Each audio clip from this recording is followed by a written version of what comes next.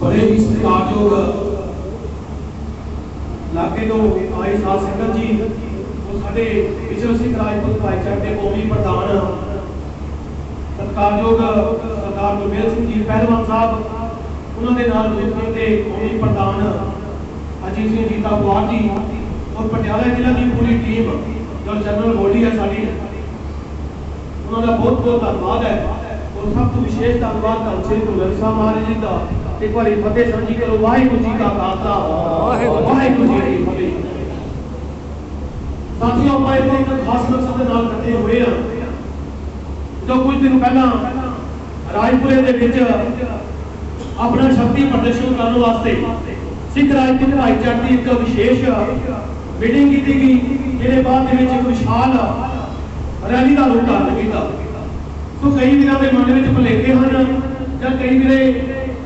हर किसी के नाल किसी की नेड़ता है किसी दूरता है। मैं किसी हक ना खिलाफ की गल नहीं कर रहा। वो कहते गली साहब के उत्ते मीटिंग सी या गली साहब के उत्ते बहुत घट किया वीरों जब तो एक बंदे का नाम एक विशेष व्यक्ति का नाम रख के कोई इदा दी मीटिंग करेंगे तो मैं नहीं समझता कोई अपनी सियानी गल है। क्योंकि सिख राजपूत भाईचारे की जब कोई मीटिंग कर रहे हैं तो उसके विषय सिख राजपूत भाईचारे का ही होना चाहिए ना ही किसी एक विशेष व्यक्ति का। इस करके मैं सारे वीरों को हाथ जोड़ के बेनती करता कदे भी माइक की कोई गल करते हैं तो एक सही तरीके की की जाए सिख राजपूत भाईचारे की मर्यादा के अनुसार अनुशासन जो है कि की जाए ना किसी एक विशेष व्यक्ति की गल की जाए। मैं हाथ जोड़ के बेनती करता और आज मैं बधाई देना चाहना पटियाला की जो जनरल बॉडी मिलने एक विशेष मीटिंग इतने रखते साढ़े बजुर्ग साहब वीर साड़ियां मावां भैनां इतने विशेष तौर पर पहुंचे ने बाहर तक गुरद्वारा साहब के इकट्ठ है उन्होंने बहुत बहुत धन्यवाद है कि पहुंचने लिए जो तुम कीमती विचार सत्कारयोग सरदार गुरमेल सिंह जी पहलवान साहब जी देते सुन लिए इकट्ठा हुए हो। दोस्तों अपन कथा क्यों होना पै रहा है क्योंकि साडा राजनीतिक शोषण किया जा रहा है। साडे वीर भरा अपनी अपनी रोजी रोटी हर कोई बंदा हिला फीला कर रहा चाहे देशों देशों के विच है चाहे इतने पंजाब या और सूबिया के विच है 25 कंट्रियों के विच पहलवान साहब जी ने जो इन्होंने कमेटियां बनाई हैं उन्होंने विशेष सहयोग अज सानू लैन की लोड़ है क्योंकि आने वाले 6 महीनों के बाद जो इलैक्शन होने जा रहे हैं विधानसभा के उन्होंने विधानसभा के जो खेतरी पार्टियां हैं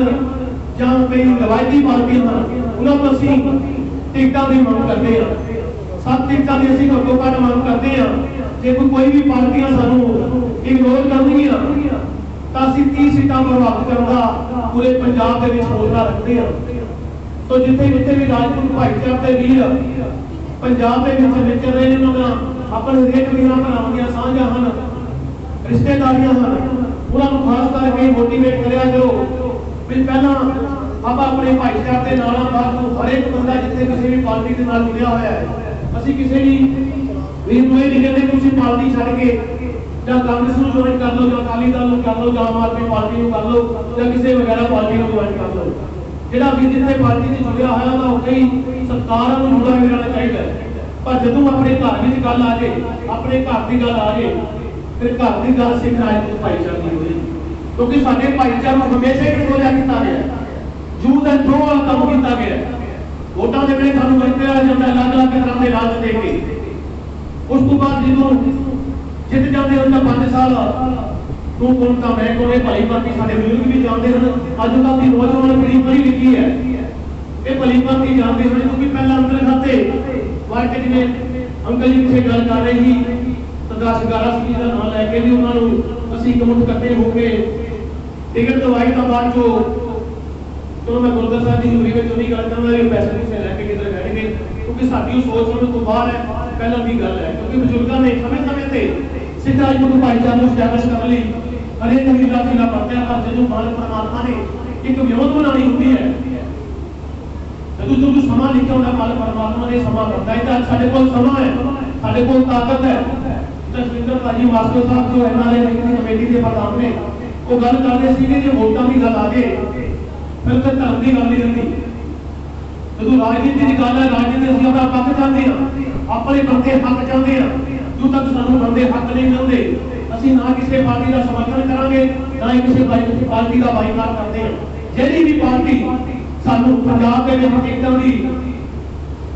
कहेगी ਤੁਸੀਂ ਕਾਬੇਦਾਰ ਨੂੰ ਸਾਨੂੰ ਟਿਕਟਾਂ ਦੇਣੀਆਂ ਜਾਂ ਸਾਡੀ ਕੋਰ ਕਮੇਟੀ ਜੋ ਵੀ ਫੈਸਲਾ ਕਰੇਗੀ ਸਿੱਖ ਰਾਜਪੂਤ ਭਾਈਚਾਰੇ ਦੀ, ਅਸੀਂ ਉਹਨਾਂ ਦੀਆਂ ਜੋ ਵੀ ਦੀਆਂ ਗੱਲਾਂ ਨੇ ਉੱਤੇ ਫੁੱਲ ਚੜਾਵਾਂਗੇ। ਜਿਸ ਤਰ੍ਹਾਂ ਕੋਈ ਵੀਰ ਭਰਾ ਭਾਵ ਹੋ ਕੇ ਗੱਲ ਕਰਦੇ ਜਿਸ ਨੂੰ ਪਾਰਟੀ ਨਹੀਂ ਟਿਕਟ ਦਿੰਦੀ ਤਾਂ ਅਸੀਂ ਯਾਦ ਕਰਾਂਗੇ। ਫਿਰ ਉਹ ਇਸ ਤਰ੍ਹਾਂ ਦੀ ਗੱਲ ਕਰਨ ਦੀ ਮੈਂ ਸਮਝਦਾ ਨਹੀਂ ਲੋੜ, ਕਿਉਂਕਿ ਜੋ ਸਾਡੀ ਕਮੇਟੀ ਉਹ ਕਮੇਟੀ ਆ ਉਹ ਫੈਸਲਾ ਕਰੇਗੀ, ਉਸੇ ਫੈਸਲੇ ਨੂੰ ਆਪਾਂ ਨੂੰ ਗੱਲਬਾਤ ਕਰਨੀ ਚਾਹੀਦੀ ਹੈ। ਇਹ ਨਾ ਹੋਵੇ ਕਿ ਮੇਰੇ ਵਰਗਾ ਜਾ ਕੇ ਇਕੱਲਾ ਹੀ ਯਾਦ ਕਰ ਦੇ 20-50 ਲੱਖ ਰੁਪਇਆ ਲੈ ਕੇ ਘਰ ਲੈ ਕੇ ਤਾਂ ਦੂਜੇ ਪਤਾ ਨਹੀਂ ਕਿੱਥੇ ਲੱਗੇ ਕਰਦਾ। ਇਹ ਤਾਂ ਬਿਲਕੁਲ ਨਹੀਂ ਹੋਵੇਗਾ, ਕਿਉਂਕਿ ਪਹਿਲਾਂ ਅੰਦਰ ਵੜ ਕੇ ਪੈਸੇ ਲੈ ਕੇ ਪਾਰਟੀਆਂ ਦੇ ਵਿੱਚ ਵੈਟ ਦਿੱਤਾ ਜਾਂਦਾ ਸੀਗਾ ਕਿ ਇਸ ਮੇਰੇ ਕੱਟ ਦੇ ਹੁਣ ਵੀ ਹੋ ਰਿਹਾ ਹੈ। ਅਸੀਂ ਨਾ ਬੰਦਿਆਂ ਨਾ ਵੀ ਜਨਤਾ ਕਿਤੇ ਹਨ ਉੱਥੇ, ਕਿਉਂਕਿ ਜੇ ਕੋਈ ਇਹਦੇ ਦਾ ਵਿਅਕਤੀ ਹੈ ਉਹ ਬਿਲਕੁਲ ਜੇ ਤੁਹਾਡੀ ਲੋੜ ਨਹੀਂ ਤਾਂ ਤੁਸੀਂ ਸਾਡੇ ਤੱਕ ਸਾਡੀ ਟੀਮ ਦਾ ਗੱਲ ਪਹੁੰਚਾਓ। ਪਹਿਲਵਾਨ ਸਾਹਿਬ ਦਾ ਹਰੇਕ ਕੋਲ ਨੰਬਰ ਹੈ, ਗਰੁੱਪ ਦੇ ਵਿੱਚ ਨੰਬਰ ਹੈ, ਤੇ ਸਾਡੇ ਨੀਤਾ ਜੀ ਪਵਾਰ ਸਾਹਿਬ ਦੂਤੇ ਪ੍ਰਧਾਨ ਨੇ ਉਹਨਾਂ ਦੇ ਨੰਬਰ ਹੈ। ਜਾਂ ਤੁਹਾਡੀ ਲੋਕਲ ਬੋਡੀ ਹੈ ਜੋ ਵੀ ਜਾਂ ਕੋਈ ਇਹ ਨਹੀਂ ਹੋ ਸਕਦਾ ਲੋਕਲ ਬੋਡੀ ਵਿੱਚ ਕੋਈ ਕਰਪਟ ਨਹੀਂ ਹੋ ਸਕਦਾ ਜਾਂ ਮੈਂ ਕਰਪਟ ਨਹੀਂ ਹੋ ਸਕਦਾ। ਜੇ ਕਿਸੇ ਨੂੰ ਕੋਈ ਅਧਿਕਾਰ ਨਹੀਂ ਰਾਜਪੂਤ ਭਾਈਚਾਰੇ ਨੂੰ ਵੇਚਣ ਦਾ, ਚਾਹੇ ਉਹ ਕੋਈ ਵੀ ਵਿਸ਼ੇਸ਼ ਵਿਅਕਤੀ ਹੋਵੇ ਚਾਹੇ ਇੱਕ ਨੋਰਮਲ ਵਿਅਕਤੀ ਹੋਵੇ, ਬਿਲਕੁਲ ਡਟ ਕੇ ਵਿਰੋਧ ਕਰਾਂਗੇ। ਜੇ ਕੋਈ ਭਾਈਚਾਰਾ ਤੋਂ ਬਿਨਾਂ ਜਾ ਕੇ ਤਾਂ ਭਾਈਚਾਰੇ ਨੂੰ ਵੇਚਣ ਦੀ ਕੋਸ਼ਿਸ਼ ਕਰੇਗਾ ਤਾਂ ਅਸੀਂ ਉਹਨਾਂ ਡਟ ਕੇ ਵਿਰੋਧ ਕਰਾਂਗੇ, ਕਿਉਂਕਿ ਅਸੀਂ 73 ਸਾਲ ਤੋਂ ਇਹੀ ਸਹਿੰਦੇ ਆ ਰਹੇ ਹਾਂ। ਹੁਣ ਜਾਗਣ ਦੀ ਲੋੜ ਹੈ। ਪਹਿਲਵਾਨ ਸਾਹਿਬ ਨੇ ਜਾਗੋ ਦਾ ਹੋਗਾ ਦਿੱਤਾ ਹੈ, ਜਾਗੋ ਰਾਜਪੂਤੋ ਜਾਗੋ, ਤੇ ਜਾਗਣ ਦੀ ਬਿਲਕੁਲ ਲੋੜ ਹੈ। ਇਸ ਤਰ੍ਹਾਂ ਦੀਆਂ ਨੁੱਕਰ ਮੀਟਿੰਗਾਂ ਅਸੀਂ ਹੋਰ ਪ੍ਰਧਾਨ ਜੀ ਨਾਲ ਸਲਾਹ ਮਸ਼ਵਰਾ ਕਰਕੇ ਜੇ ਸਮਾਣੇ ਹਲਕੇ ਦੇ ਵਿੱਚ ਛਤਰਾਣੇ ਦੇ ਵਿੱਚ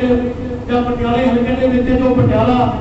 ਜ਼ਿਲ੍ਹਾ ਹੈ ਉਹਦੇ ਵਿੱਚ 9 ਅਸੈਂਬਲੀਆਂ ਹੁੰਦੀਆਂ ਨੇ, 9 ਦੀਆਂ 9 ਅਸੈਂਬਲੀਆਂ ਦੇ ਵਿੱਚ ਸਾਡੀ ਜ਼ਿੰਮੇਵਾਰੀ ਹੁੰਦੀ ਹੈ, ਕਿਉਂਕਿ ਮੈਨੂੰ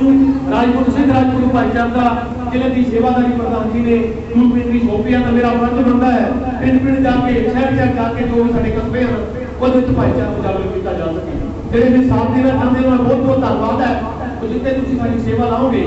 ਅਸੀਂ ਸੇਵਾ ਲਈ ਹਰ ਤੱਕ ਯਾਦ ਰਵਾਂਗੇ। तो मैं कहना होर बहुत करना जी, समा बहुत कीमत है। तो प्रधानमंत्री ने अपने जो राखवे गल्लां जो प्रधानमंत्री साहब अपना साझिया करनगे तो बहुत बहुत धन्यवाद सारे कारजोग शख्सियतां दा। वाहिगुरू जी का खालसा वाहिगुरू जी की फतेह।